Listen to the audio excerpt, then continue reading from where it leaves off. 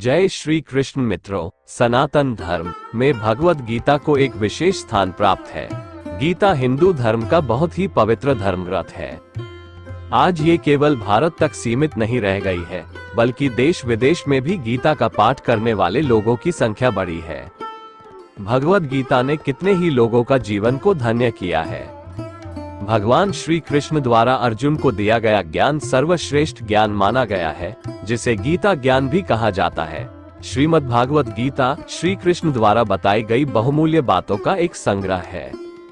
गीता के श्लोक जीवन जीने का सही मार्गदर्शन करते हैं। ऐसे में अगर आप रोजाना भगवद गीता का पाठ करते हैं तो इसके कई लाभ मिलते हैं। जो व्यक्ति नियमित रूप से भगवद गीता का पाठ करता है, उसका मन हमेशा शांत रहता है। विपरीत परिस्थितियों में भी वह अपने मन पर काबू पाने की क्षमता रखता है। वो जैसे चाहे अपने मन को कार्य में ले सकता है। कामवासना, क्रोध, लालच और मोह, माया आदि के बंधनों से मुक्त हो जाता है और एक सुखमय जीवन जी पाता है। मनुष्य में एक सकारात्मक ऊर्जा का संचार होता है और तनाव से भी मुक्ति मिलती है। तो आइए आज हम लोग श्रीमद् भगवद गीता के अध्याय 4 के श्लोकों को समझेंगे, जो कर्मयोग का सही मार्गदर्शन कराते हैं। भगवद गीता का ये चौथा अध्याय बहुत ही महत्वपूर्ण है। आप ध्यान से देखिए, सुनिए और समझिए। मित्रों, पिछली वीडियो में अध्याय 3 के श्लोकों के सार तत्वों के बारे में समझे थे। अब श्री भगवद गीता के अध्याय 4 के श्लोकों में भगवान श्री कृष्ण क्या कहते हैं, ये देखेंगे। मित्रों, चौथे अध्याय के श्लोक 1, 2 और 3 में भगवान कहते हैं कि ईमान विवस्वते योग प्रोक्तवान हम वेयम विवस्वान मनवे प्राह मनोरीश्वाक वेबवीत एवं परंपरा प्राप्त मिम राजर्षयो विदु स काले ने महता योगो नष्टः परतप। जिसका भावार्थ है कि मैंने इस अविनाशी योग को सूर्य से कहा था, सूर्य ने अपने पुत्र वैवस्वत मनु से कहा और मनु ने अपने पुत्र राजा इक्ष्वाकु से कहा था। हे परम तप अर्जुन, इस प्रकार परंपरा से प्राप्त इस योग को राजर्षियों ने जाना, किंतु उसके बाद वह योग बहुत काल से इस पृथ्वी लोक में लुप्तप्राय हो गया।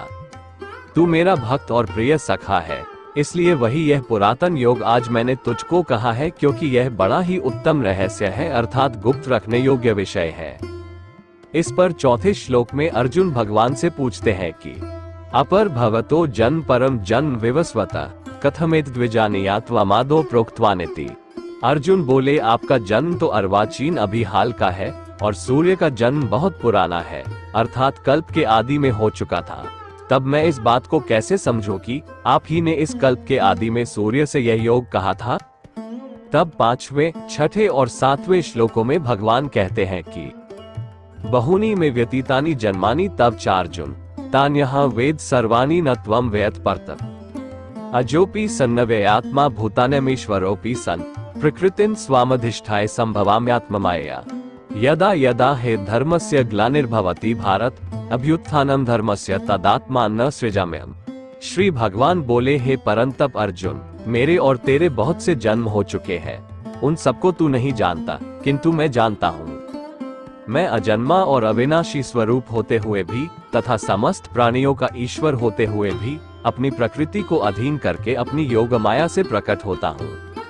हे भारत, जब जब धर्म की हानि और अधर्म की वृद्धि होती है, तब तब ही मैं अपने रूप को रचता हूँ, अर्थात साकार रूप से लोगों के सम्मुख प्रकट होता हूँ। फिर 8वें, 9वें और 10वें श्लोकों में कहते हैं कि परित्राणाय साधुना विनाशाय च दुष्कृताम धर्म संस्थापनार्थाय संभवामि युगे युगे। साधु पुरुषों का उद्धार करने के लिए, पाप कर्म करने वालों का विनाश करने के लिए और धर्म की अच्छी तरह से स्थापना करने के लिए मैं युग युग में प्रकट हुआ करता हूँ। वीतराग भय क्रोधा मनमया मामुपाश्रिता बहवो ज्ञान तपस पूता मदभाव मागता। पहले भी जिनके राग, भय और क्रोध सर्वथा नष्ट हो गए थे और जो मुझ में अनन्य प्रेम पूर्वक स्थित रहते थे, ऐसे मेरे आश्रित रहने वाले बहुत से भक्त उपर्युक्त ज्ञान रूप तप से पवित्र होकर मेरे स्वरूप को प्राप्त हो चुके हैं। मित्रों, आज हम लोग श्रीमद् भगवद गीता के अध्याय 4 के श्लोक 1 से लेकर श्लोक 10 तक के सार अर्थों को समझे।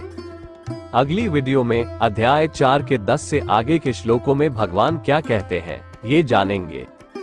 मित्रों, अगर आप आत्मज्ञान प्राप्त करने के जिज्ञासु हैं तो इसी चैनल पर मेरी आध्यात्मिक यात्रा नाम से एक प्लेलिस्ट है, जिसमें मुझे आत्मज्ञान कैसे प्राप्त हुआ इस विषय पर मेरी आध्यात्मिक आत्मकथा है, जिसमें बिना किसी मिलावट या बनावट के आध्यात्मिक अनुभवों का वर्णन किया गया है, जिससे बहुत कुछ ज्ञान मिलेगा आपको। आप उसे भी देख सकते हैं। अगर आपको आत्मा, परमात्मा या आत्मा साक्षात्कार के संबंध में कोई जिज्ञासा या विचार हो तो कमेंट कर जरूर बताइए। वीडियो को लाइक और चैनल को सब्सक्राइब जरूर कर लीजिएगा। इस चैनल से आपको बिना बनावट के सही और सटीक ज्ञान वाली वीडियो मिलती है। धन्यवाद। शुभम अस्तु।